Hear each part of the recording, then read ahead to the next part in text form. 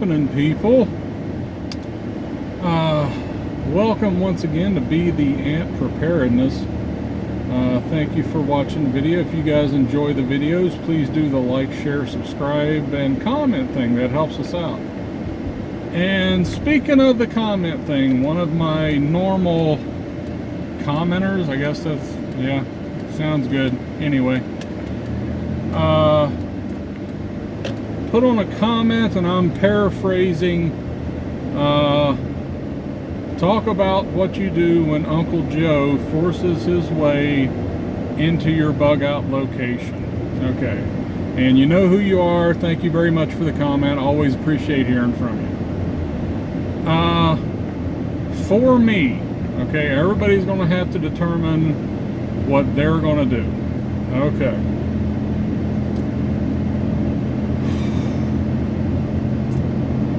I have somewhere to go. Okay, leave it at that. The group that I am in, we are discussing having a location from the group. Having a location for the group. There we go. Okay. With the location that I have, that it's for family. Okay. So it's understood that if something happens, that's where we go. I believe I've talked about before as far as you need to handle things a certain way. The rest of my family, that they understand if something happens, they go to the location. Okay. But that's about as far as their preparedness goes. Okay. I have a large family, you know, wife and I, kids. I can't afford financially, time-wise, work-wise, to make sure that my immediate family is taken care of, and the rest of the family that, yeah, if something happens, we go to the location. So, sorry, I know I'm doing a whole lot of pausing here. I just want to make sure I say things right. When my group started talking about getting a location for the group, one of the guys asked me, you know, it's like, hey, you said you've got a place to go. Why would you want in for a bug out location for the group? And I explained it this way to him. I said, I love my extended family to death, but I can't afford to take care of my immediate family and all of them as well. So that's why that if our group does go ahead and get a location and we get it set up, if something were to happen, that's where I'm going to be taking my family, because everybody at that location is prepared. Okay, they are of the prepared mindset. Okay, as opposed to my family location, where it's just, yeah, we'll all show up here and then we'll figure out what to do. I love my extended family dearly, and I will worry about them every day, but my first job is to make sure my kids are taken care of.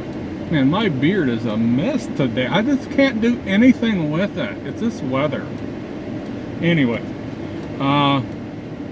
so yeah, I know that sounds kind of cold, but I've tried to talk with them, and different members of my extended family, there has been periods where they're like, yeah, let's get some stuff stashed and blah blah blah, but then it tails off, right? Like they grow tired of that and they move on to the next thing. Whereas it's like, yeah, I've been in the preparedness lifestyle for, yeah, pushing 10 years, over 10 years. I'm not sure really right now.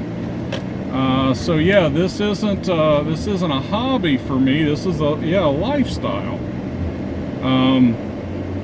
So what do you do when Uncle John forces his way into your bug out location? With our group,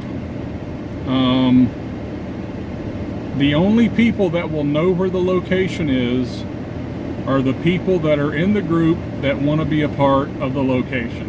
Okay. I've been asking the different guys, I'm like, if something were to happen, who would you bring with you? And everybody's got cousin, uncle, brother, blah, blah, blah, blah. But they all also understand, that we need to have some sort of vetting process. We need to have some sort of screen process, because we don't want 200 people showing up at our location.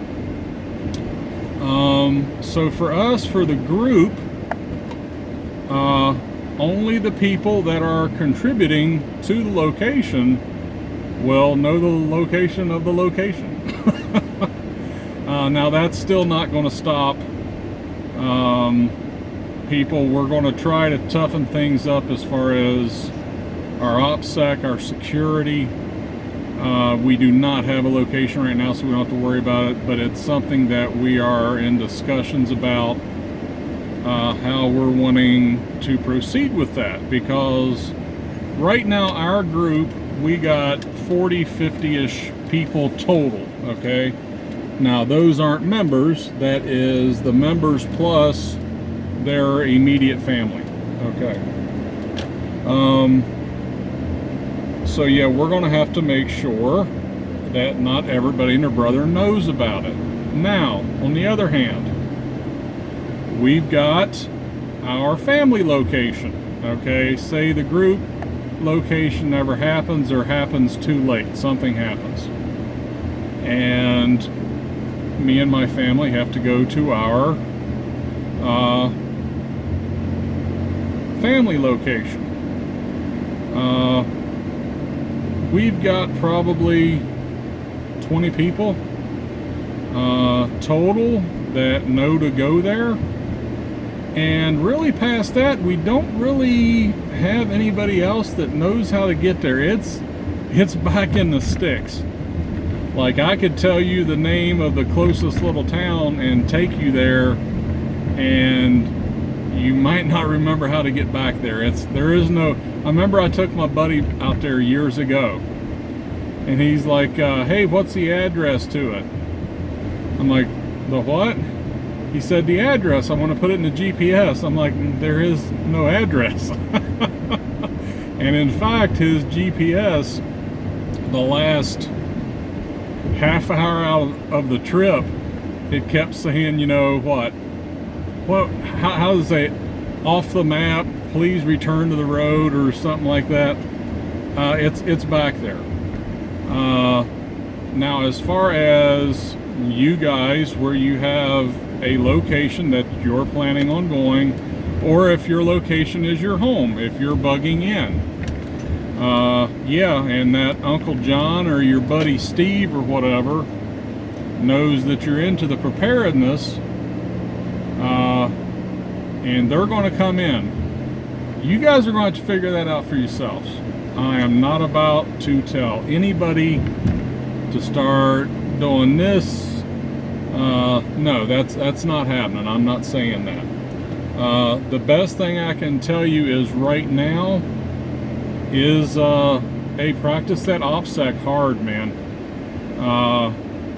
Yeah, talk to people, and that's our catch-22 is preparedness minded people, right? That's our catch-22 is we want to be able to talk to people to try to get them on board, but at the same time, if we give away too much info, then everybody has our info. There we go, info. Sorry, traffic.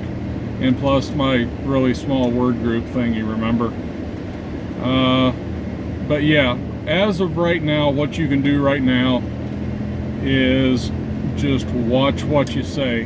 Benjamin Franklin has a famous saying that 3 people can keep a secret if 2 of them's dead. So yeah, that for those of you that are like, well, I just told my close friends, they won't.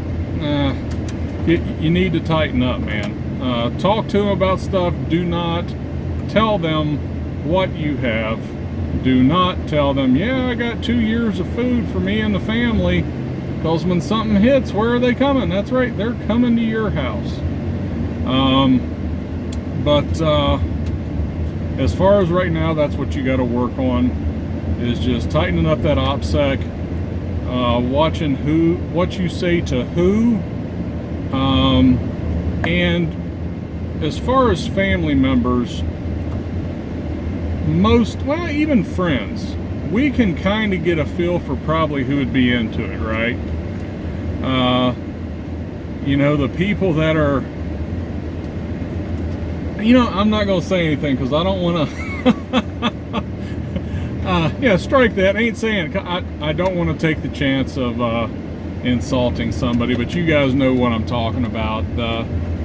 You have a somewhat of a decent idea as far as who you can bring this information up to and who you should just kind of talk about football with, you know.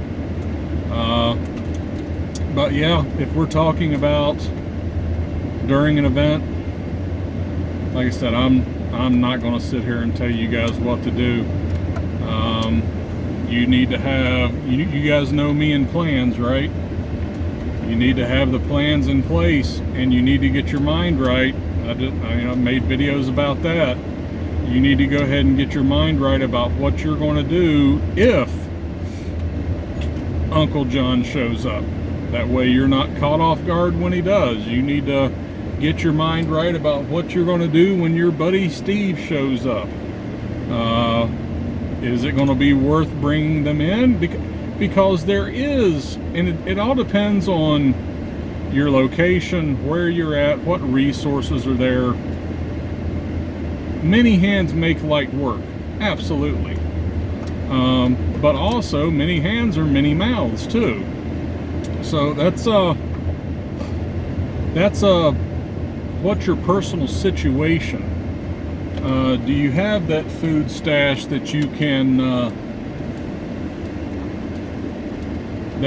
afford to feed them while we get the garden in, while we get this going? What skills do they possess? You know, I mean, do you really want to turn away Uncle John and he's an ER doctor? Okay, no, right? Okay, or your buddy Steve, and he's been living off grid for the last 10 years and he knows all about it, right?